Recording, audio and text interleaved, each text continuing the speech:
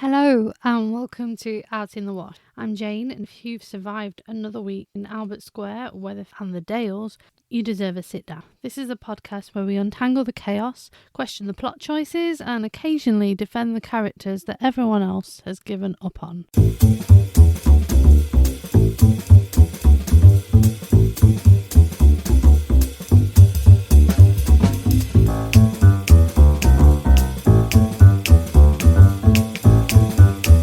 Let's get into it and start with EastEnders.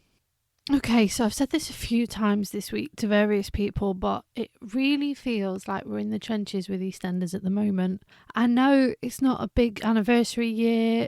The anniversary of last year's anniversary is looming, and I think things will pick up maybe on that in the days next week and the days to come. But I'm struggling at the moment, and I think when I've broken it down and I've looked at my notes as to what's going on where, the only ones that are coming to mind, and I might have missed a couple of people, there's 4 storylines going on. A couple of them are overlapping, but really it's kind of just the Cat, Anthony's murder, so the impact that's had on Kat and Zoe and their family, Max and his family, which includes then Linda, Lauren and everything around them, Bee and Honey, I just got it. I can't believe I've only just worked that out. And Ravi. Okay, there's a little bit of Vicky and Zach. We didn't have much of that this week. I think that's coming up next week. But that's why we're just going around these 4. And I look at the other soaps and I think, no, there's a bit more. There's maybe 5, maybe 6 going on. So the people are there in the square, and I don't know why EastEnders aren't picking up on it. And a lot of it is feeling like they're not daring to try anything new. Yes, we've had new characters in the form of Bee, but really she's been thrown in without much thought as to how she's going to interact with more characters than Linda and Honey. There've been a few, but I don't see a long-term sort of solution to her character. So whether she'll disappear after a bit and come back, but I don't see how or why. And I think that's one of EastEnders' biggest things at the moment, that we've had a flash forward. Okay, it was never bound to make sense in the first week of January, but really the people that we were shown, we're still not being shown much of them. So to keep us engaged, not a lot. Can we really go over 11 months of Max just messing things up over and over again? It's a lot. And yeah, so I'd like to know your thoughts on that, just to sit with that and see what you think. And why is EastEnders struggling? Because I'm not the only one saying it at the moment. I love EastEnders, but it's hard out here. Okay, so let's get into it. Let's look at, like I said, so first up would be who killed Anthony. We know, they don't. We knew that Jake was coming back at the end of last week and that he wanted to visit Zoe, so he goes to see her to try and work out why everyone suddenly thinks that Chrissie killed Anthony. Because even he's like, doesn't make sense really. Like, she just got out. Why would she put herself in the firing line just to get one back on someone that she knew 20 years ago? It doesn't make sense. So Kat then, he tells Zoe that he's leaving the country, that he's going to France. So Kat and Vicky track him down, living on a canal boat. And Kat manages to almost trick him into coming back to Walford, because she says that Alfie's not doing well. Now, we know Alfie's packing his bags. He's off to Australia to see Spencer. For those of you that are new to the soap, I've seen a few videos around, but Jake is second cousin to Alfie and Spencer. He had a brother, Danny, who he ended up shooting in order to save Phil Mitchell. And I'm glad that was touched on. I'm glad he went round to see Phil and gone, hope you've done something good with your life. But what was he expecting though, really? Was he expecting Phil to have become a saint, to have given up that whole life? Which I suppose he has a bit more now that he's got Nigel. And obviously Jake didn't see Nigel, so he doesn't know what Phil's going through in that respect. But yeah, it was interesting to have that interaction between. I was hoping that Phil doesn't really go in the pub as much, so he was never going to meet him there. So yeah, good to see that and to find that was remembered. And obviously not many people know that Jake killed his own brother to save Phil and Grant, as it were. And I think there was a little bit more to it than that. Danny had obviously he was responsible. Am I right? Am I right? Because I begin to wonder whether this actually happened. It was Danny that killed Dennis Rickman. So that was all blowing up at the time as well. Danny had also set fire to Johnny Allen's house. And yeah, Danny could have Snow Whited them. Grant said you could fire 2 shots into the air back then and make it look like he'd killed us. We'll all disappear. You'll get away. But it ended with Danny losing his life. So yeah, that's obviously played in his mind.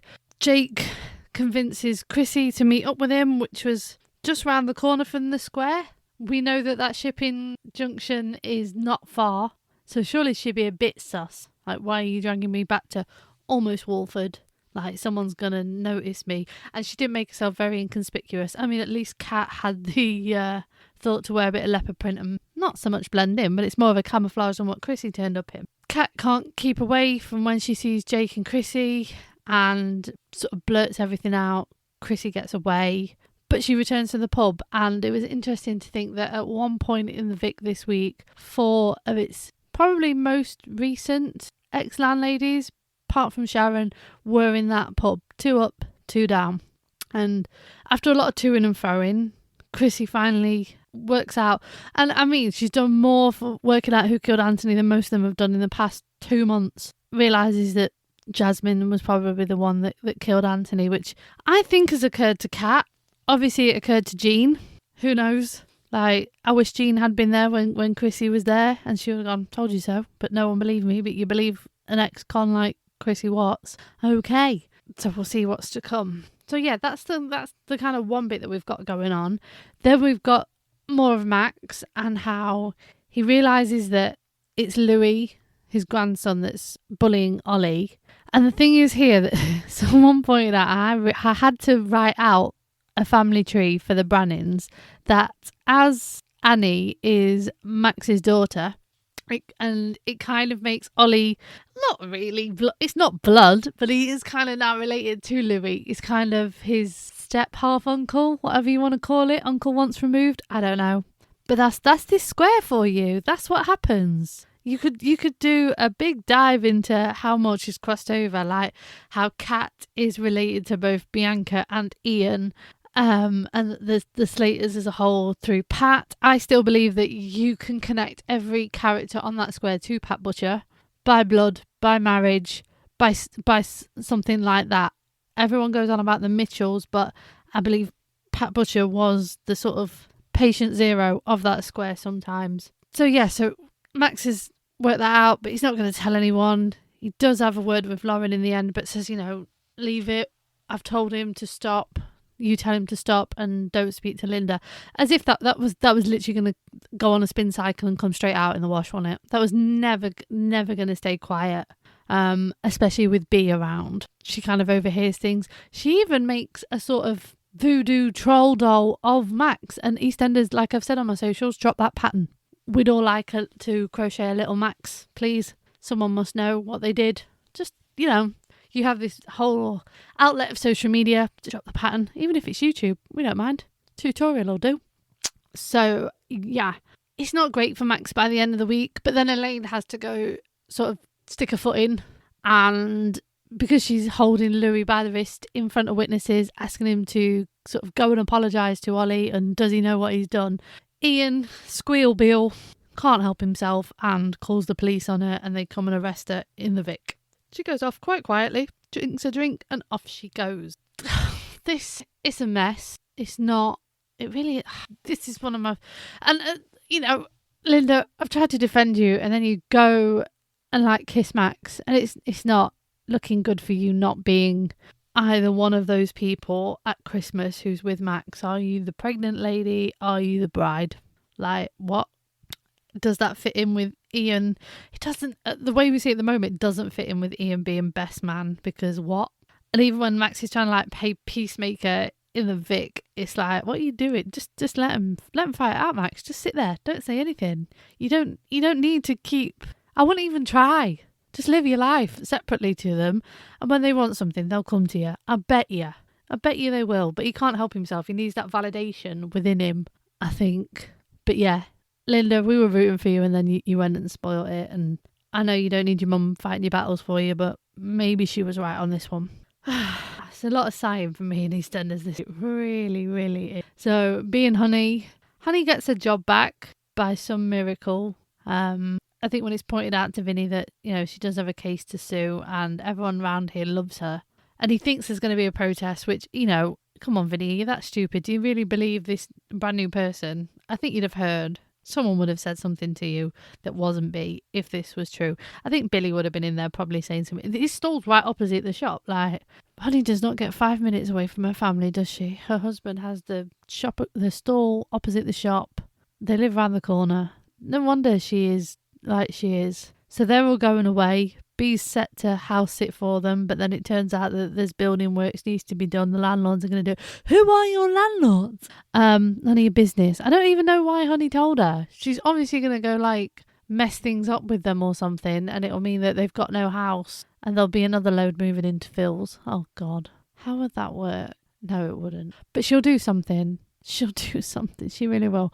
But yeah, Honey's been reinstated at the minute mark, but B hasn't, so she's now at a loose end again, and this is when she's playing her games. The devil makes work for idle hands, really. She's messing around with people. She's different as a character, but sometimes it is like, really, is this where we're going with things? Again, the sighing. I can't help myself this week with EastEnders. I don't know what's going on. You tell me what you think. And we end with Nugget and Ravi. Now, I said something would centre around this car, and whilst trying to learn to drive with his mum and his sister in the back, that was never going to go well, was it, really? Nugget has a couple of seizures, both quite vacant ones, and then a full-blown seizure when Priya rings an ambulance and they get him to hospital, do some checks, and yes, he does have epilepsy. Now, poor Nugget can't catch a break. This kid's had kidney trouble. His dad attacks him, and now because of that attack, he's got epilepsy. So that sends Ravi down an absolute hole. And then he realises that in the same gang that he is Mark Fowler Jr. Can someone explain to me how Mark's got unravelled in this? Because I thought this kid was living abroad in America, Australia, somewhere. How has he ended up in an East End London drug gang? What? How does that happen? I don't get it. It's just too. Oh yeah, this'll work. Maybe this is it. That they've. Oh yeah, that'll work. That's how we bring him in. What? In what world? Am I just too naive in thinking that this will never happen? It's too far. They ain't going that far to recruit. But yeah, so Mark, as we know, has been sent to find the grass, the rat, the informant. He sees Ravi talking to Jack. Ravi passes it off as, well, our kids know each other, la da da. Okay. They go off, do a job together, and Mark sort of asks Phil, what do you think of Ravi? And he's like, it wouldn't be Ravi. Absolutely no way. I know that guy. Nah. And then I think he's kind of convinced Mark, but then because of Nugget being in hospital and him not being there, he sort of has to come, and Priya's just on it. Him like, I will leave if you don't tell me what's going on. He has to tell her, which it doesn't make things better.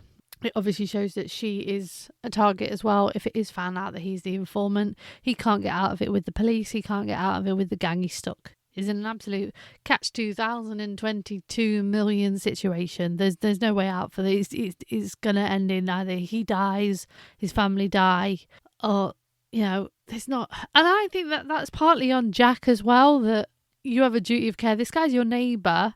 Your kids know each other, but then it's Ravi and everything that happened last year where we were meant to choose. Was the right decision made? What would have happened if he went with Denise? That's what I'm thinking. Would we be going down this path, or would Jack have just said, when the whole Oki thing came out and with Kojo, it would have probably thrown the bucket in more because he'd got Denise in the end. So that would have thinking about what could have been. Yeah, it's not great. I do feel sorry for Nugget. This kid cannot catch a break. I mean, you've got Vinny for an uncle and look at your life. And he's like, and it's like, you're not. Just what these storylines keep throwing at you for such an absolute baby. It's not really fair. So I hope it comes around from this. People with epilepsy do live a normal life, as we know, but it's obviously thrown a spanner in the works with family. Then when Priya finds out that Mark is within the same gang and he's trying to find the informant, she kind of goes on the charm offensive with him and Vicky in the pub, which is I just thought it's very random that you're doing this when your child is sick in hospital. Like that. What? Everyone's asking how Nugget is he okay? And you're just sat there drinking with your pals. Okay, you're trying not to look sus, but really? Is that working for you? So yeah, I think that's EastEnders done. Okay, on to Emmerdale next. Probably the biggest thing that's come out of the Dales this week is... Actually, we'll start with Cain's cancer. So he's had his diagnosis. He's told Sarah. He's told Liam. They're the only ones that know. He's dealing with the farm, the boys, Moira. Chaz comes round. So he's got all that going on while still trying to keep everything normal, kind of push it to the back of his mind, but everyone wants to talk to him about something, about the cancer. And this is why he didn't want to tell too many people, which I totally get. But Sarah pushes him. She goes to the hospital with him and they say, you know, this is how we're going to treat it and we'll let your doctor know. He's like, oh, he already knows. But fair, but he probably needs the letters still, Cain. So we know that nothing really is going to happen to Cain until April, when he has the operation to remove his prostate and everything else that comes with that. Like, they fully address that he might become incontinent, he'll need a catheter. There's questions around erectile dysfunction as well. So they're going full on with this storyline. Fair play to Emmerdale. And I think that's why it's kind of coming out on top a lot of the time. There were some questionable bits of acting this week, but it did start to grate on me after a bit, and I'm like, what's going on here? Because we were doing so well. But maybe everyone's tired. It's been a lot these past few weeks. This is in the run-up. I suppose these things were being filmed in the run-up to Christmas. So we can let you off. It's been a lot. So yes, everything's going on with that. And then maybe this is the biggest, actually. The whole Victoria and Robert selling to Joe because he's kind of blackmailing them over the video of Victoria killing John. But that comes, like John's death, comes back as suicide. So nothing's going to happen with that. She's not probably going to get sent away for murder. And Sugden kids, right now it's just in their blood. And also Barton kids and the crossover there between them and who's on the run for what, this, that and the other. So they decide, after some toing and throwing up some things about Robert and how he just shares a dad with Victoria, but that's always sort of stuck with him, that she didn't really acknowledge that growing up, that they had different mums and that he's always been seen as the bad one, but he's always protected her, and whatever he's done, it's been for her. Not all the time, Robert, really, if we think back. Like, you're no saint. I'm not saying you didn't want to protect Victoria and Harry and everything, but really, Victoria probably could have pushed this as self-defense. And I feel like Joe's video shows that. I don't know what he thinks he's going viral for, Joe. I don't believe that your social media presence is that great that you'll instantly go viral for posting that video. It'll probably flunk. Try it. Because it will show you that John was attacking Victoria. He drugged her. That was innocent. Although we know that these police are absolutely rubbish, because that's why Moira's in prison. Hopefully things will move along there, because things happen towards the end of the week in an interesting way as well.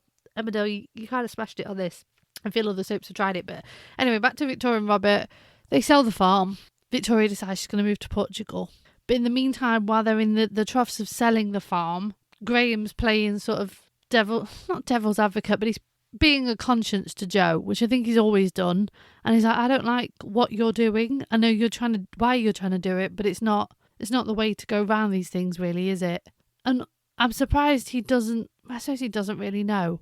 If you don't know, the reason Joe Tate is called Joseph Mark Tate is because the day he was born, the uncle of both Robert and Victoria died, and that uncle was stepfather to Joe's mother, and she saw him as a father figure to her, and he died the day Joe was born. That is why he's Joe Tate. He is named after a Sugden, and not enough people are pushing him on this. Like, he's so money and Tate minded. And don't get me wrong, Ned Portis as Joe is genius casting, because he has this look about him that I'm like, oh, there's Chris. Yep, that's the Chris Tate look right there. Absolutely, spot on. And really, if those of you are old enough to remember or have watched old videos, Graham is kind of the more intelligent Terry to Joe. So Chris had a sort of personal assistant, and when Chris was paralysed in his wheelchair, Terry sort of stepped up to that role and looked after him and everything like that. And Graham is kind of that. I don't buy this father figure thing. He's just an assistant, really, at the moment anyway. But yes, there's a lot of Chris Tate-esque behaviour going on from Joe at the moment, and it then casts a shadow on the family Joe that we were just learning about with Lucas and Clemmy and Evan. And yeah, he did take Billy's family from him, but things weren't great there, to be fair. That's not his fault. That's just Dawn. She's very much the equivalent of Abby in Coronation Street. Although she hasn't gone back to addiction, she needs sort of family validation. She's chasing dopamine. She needs that love, something new, something exciting. So whether that will stick with Joe means to be seen. I'm not asking for an affair between her and Graham. That'd be weird. But yeah, it'll be interesting to see how things play out at Home Farm.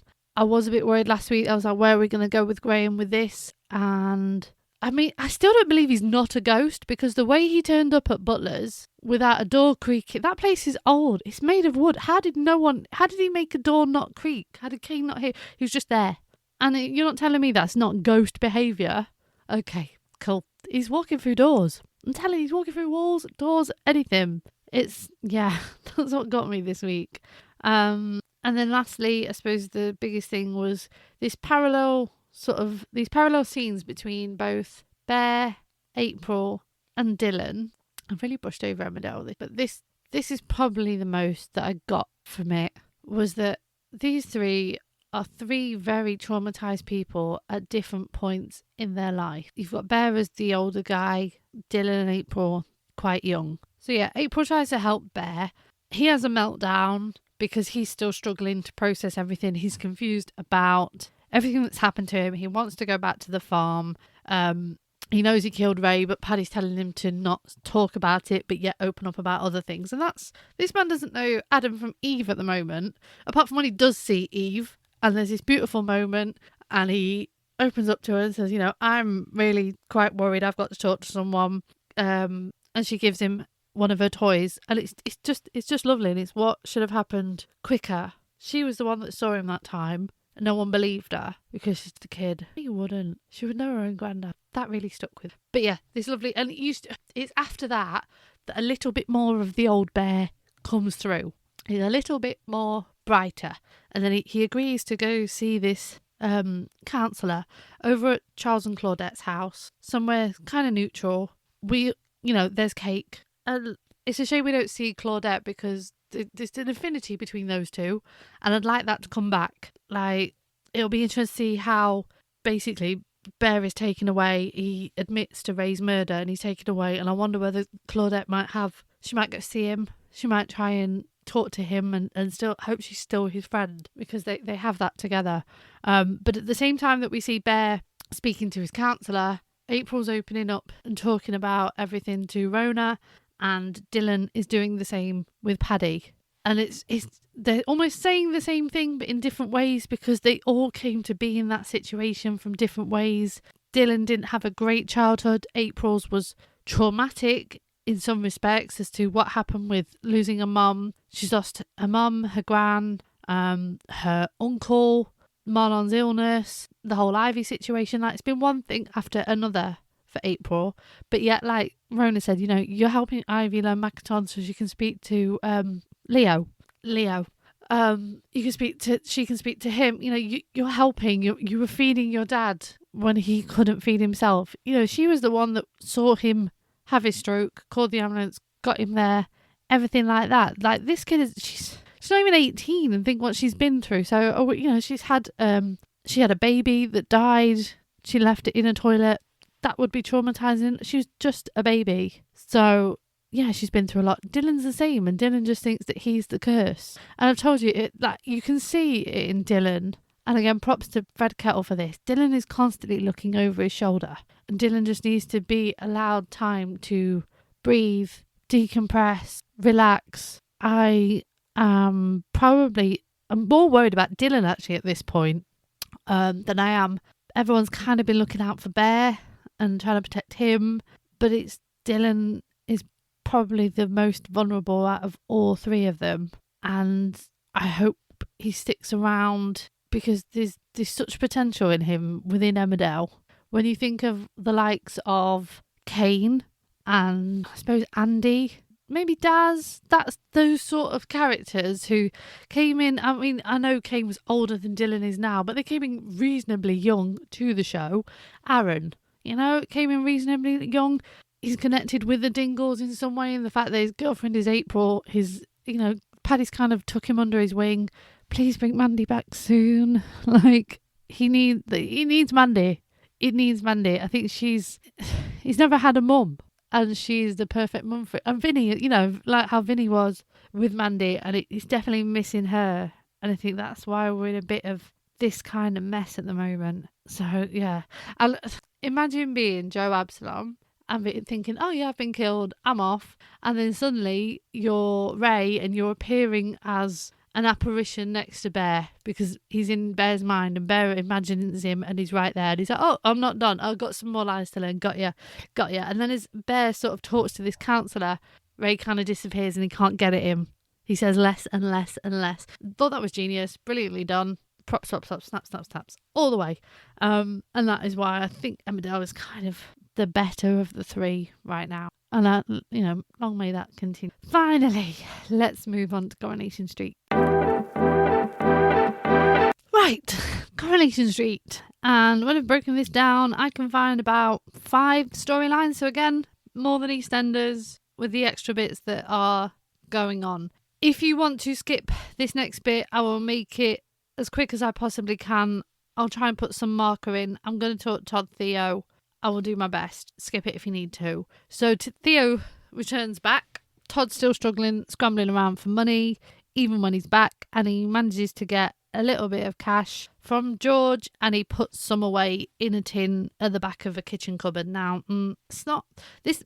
Theo's really into his food, Todd. So why do you think he's not going to check the kitchen cupboards? Yeah, I don't know where else you put it. I don't know. But he kind of puts a love bite on Todd. Todd's quite reluctant to have any intercourse with him, but he comes round and he wakes up with a love bite on him, which he tries to hide. It's spotted by Jake Windass, who kind of takes the mickey out of him for it. They're kind of fighting over it all day because Jake's just being a pain. He's like, oh, do you want me to lend you a tenner? And Gary had them arguing, and Gary then goes like calling Theo saying you need to keep better control of it. What the hell, Gary? What the hell? I thought we were doing better, Gary. You called Theo and said you need to control Todd better. What? In what world? Nah, that's mad. I really thought we were doing better with you, Gary. I thought we weren't going down this whole you were toxic because most others sometimes. So yeah, so Gary's kind of aware that Todd's not in the best frame of mind. James sees him over-exercising again, sees him out running twice in one. They don't run together, but they're running at the same time, and then Todd's running later with Theo. So maybe that's putting things in James's mind as well.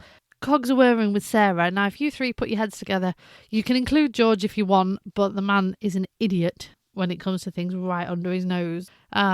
Like, maybe we'll get somewhere with this, but I don't know. In the end, at the end of the week, we see Todd collapses right outside the cafe. George and Christina find him, take him back to the Undertaker's. You think, what, really? If I collapsed and then took me back to Undertaker's, I think that was it. And they notice that Todd's feet are absolutely messed up because he's just running and running and running, but he kind of brushes off why. During the week in the Undertaker's as well, they get a visit from the daughter of a deceased customer who tells them that her mother's left George money in a will, but not her. And she wants to know why. She believes that George has swindled. So that was really random. And I wonder where it's going to fit into things. It's obviously money themed. What is it? So it seems a bit elaborate for Theo to do it. That's a bit of left of field theory. But I just, and that was a good episode, by the way. I said it this week. I love a Jonathan Harvey episode. They are so real, so human. There was a lovely little line when this lady came into the Undertaker's and called Christina Scouse, and Christina was like, I'm from the Wirral, actually. Beautiful. That happens. That's real. If you ever see the name Jonathan Harvey written at the start of Coronation Street, it'd be good. I'll say that. Please go read his books as well. There's a plug that he'll never hear. Tag him if you... So yeah, that's... Hopefully these little behaviours of Todd are starting to land with people and they'll start to realise, but they need to come together as one. And is anything going to happen between Theo and Carl? They've kind of called each other's bluff out completely on this, but we do see Ryan sacks Carl from the hotel And he completely looks like he's out for revenge on somebody, someone. He can't regulate his own emotions, so I do feel he's capable of something, but I still wonder if we're going to get a Who Killed Carl. There's talk of a body found next week. Can't help think it's related to him. Interesting. Yeah.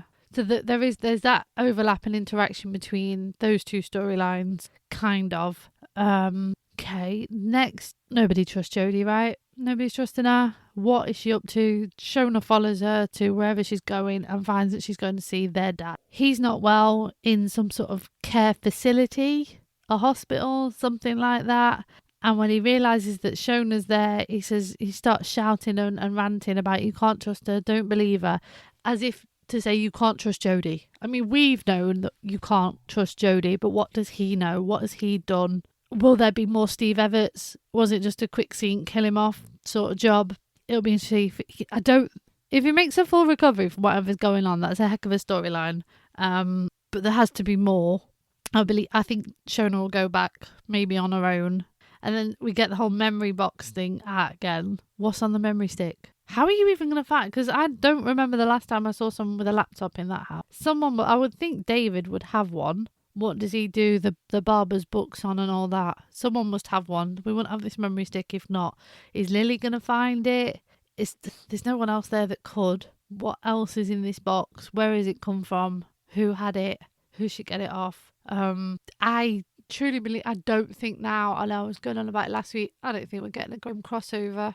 I think that's done. When he said contract terminated in Corriedale, that was it. Perhaps the truth will come out as to why she was in the back of the van one day, or was it just something to move the plot along and get her to Weatherfield? It sounds mad. She's over familiar with David. She gives him like this big hug in the calf, and I'm just like, David, please, what is this? Because even you're like, I'm uncomfortable. Like, this is the man that's called his own mother Gail for years. Hugs and stuff. Ugh, no, absolutely not. That's not how he rolls, love. So it's weird. It's very single white female again. It's got parallels between the B storyline, I guess, in EastEnders. They came in sort of the same time. There's kind of that. There's a line, I think it was on Friday, that David's like, oh yeah, the four of us at home, which is obviously him, Shona, Harper and Lily. Jodie's like, oh, you don't mean me, I don't actually fit in here, because she's trying to think ahead to the next month. Oh, Harry's birthday, I'm sort of a plat now, what does he want? Do you want me to get the present? Have you even met this kid? What do you know? Like, what? That's boom. Yeah, she gets Shona drunk. Shona's put to bed, and then she's like, oh, can we watch a film, David? Like, oh, really not? What? And if I was David, why don't you sit in the side chair? Why are you sitting on the sofa with her? You would sit in the side chair. There's that. Then there's one. So what is she doing? Please give me your thoughts, because I actually find she's just working at the cafe now as well. She's just there. I thought she was helping out. Like, what's she going to do when Shona comes back? Like, where are you going to go? What are you going to do? Surely they don't need that many people working there for the amount of time that cafe is open. Where's Roy gone? Did I miss that? I feel like something happens and I just miss where he's just disappeared again. Will and Megan, she's playing games now with Sam because she knows Sam's kind of suspicious of her and Will, and she's taken Sam's coursework out of Daniel's bag, so it looks like he never handed it in, and he's like, oh, I did. Like, you've lost it, but of course it's still this. He's a kid. Daniel's a teacher. Who are we going to believe? He's like, I can print off another one, but you're giving me a late mark. What? I did it. And they all really, I feel sorry for Sam because they all just go, oh, don't worry, this shows you're not perfect. No, he did it. He did it. So why are you not questioning this absolute stranger who's just rocked up? As she's what? No. There's like this big family meal for Ava's birthday. Yeah, Ava's birthday. And because of Leanne, Sam's there, but Megan's there because of her involvement with the family. It's all very, I suppose, he's a bit messed up in a situation how she's ended up with Daniel. He then realises that after meeting the guy that he thought was the one that attacked him, well, this guy had a limp. I mean, it's a small thing to go on, but how would he run? I've got a bit of a limp, but I can run. Like, if this guy needed to run, he can run. But of course, we know that it was Will that attacked him, and Grandma that everyone, why is the name got Grandma anyway? Gladys, whatever we want to call her, planted Daniel's stuff on this homeless guy. But then him being in prison means he's not homeless anymore. He's got warmth, he's got shelter. So he doesn't really care. Like Adam says, the restorative justice is not lower your expectations on it. It's not what it's cracked up to be. And that really does happen. But then Daniel realises that actually, I think it was Will that attacked me. It's quite a leap to get to that point. But yeah, it makes total sense. And we know it's true. And of course, it's Kit that comes to speak to Will and ask him to come down the station for a few questions. But because Will's an idiot, he decides at the last minute to make a run for it, bangs into a locked door. He doesn't even run through the pub. He doesn't even run when he's outside. He thinks he can get through a shut door, a locked door. It's not going to happen, is it? So not the greatest and wisest decision on his part in that. He's also, during the week, bought a little rugby shirt for baby Driscoll. Ew, cringe. And then like Megan shoves it in a jacket. And I'm sorry, if I shove it in my jacket and I hold my arms away from my sides, that's falling out. What? It wasn't even a done-up jacket. That's crazy. Just little things that I noticed like that. Like, yeah, I've never been able to do that. So please teach me your ways. We've done the Carl and Ryan. I suppose nearly the only other thing would be Bernie telling Dev about the night in the hotel. He goes off on one, doesn't want to speak to her, and then kind of comes around after a few people speak to him and he's like, I'm really sorry. But then Mal's outside being a bit of a peeping Tom. So I don't know where that's going. He is a bit weird. He's interesting, but a bit weird. Like, I think he's probably still popping a few pills, judging by his behaviour. Would I trust him to do the electrics? No, I know I wouldn't. So yeah, that kind of wraps up the week. I know I've really skipped over a lot. I didn't want this to be a long one. Okay, I've got a little thing that I just want to add in. So we're going to play in honour of, it's been almost over a month since Corridor, but I just wondered if we could add in. So this is Soap Swap. Now, pick a story. So we're going to pick a storyline from one soap and say, would this work better in another soap? So imagine this plot happening in the Dales instead of Albert Square. And like I said, most of the time there are quite a lot of parallels and similar stories. So I'm going to think of one that I think could swap over. Okay, I've had a think. Now, the only one that came to mind is, what if you swapped what happened to April and made it happen to Lily in Coronation Street? So April in Emmerdale, and it happened to Lily. Now, I think they were around a similar age. We know Lily's struggling. So if she was to run away, become pregnant, find a random boy, then get involved in drug trafficking, what ramifications would that have on the Platt family? I mean, there wouldn't be a farm to people traffic on, but it would be in a different sense. We had a similar thing, I suppose, with Bethany and the whole grooming thing with Nathan a few years ago. That would be the only one I can swap. Would it work better? No. Would it be similar? Yes. So let me know. Drop me an email, outinthewash.pod@gmail.com. What soap storyline, what soap sud would you swap? So get in touch. You can drop me a message on Instagram, TikTok, Facebook. You can drop an email to outinthewash.pod@gmail.com. Right. Finally, let's just do quick characters of the week. I think my top one in EastEnders this week would probably be, I'm going to say Jake Moon. It was close with Chrissie because I thought she just brought a whole new feeling to EastEnders. Nice having her back again. She just really raises something in EastEnders. But yes, I'm going to say Jake. Good to see him.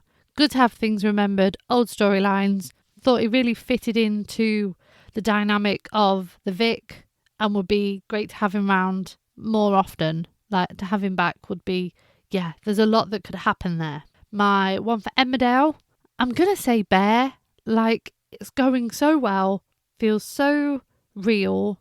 Like, the emotion that's coming out of him, the difference that seeing Eve made to him, like, it just lightened him. It just, it just felt like his shoulders dropped. I would say, I'm going to say Bear, the whole thing with Ray in the background of him, just perfect. And finally, for Coronation Street, as much as the storyline is dragging on, I do actually think the character of Jodie has been played so well. It's a brilliant casting choice. I fully believe that we can't trust her.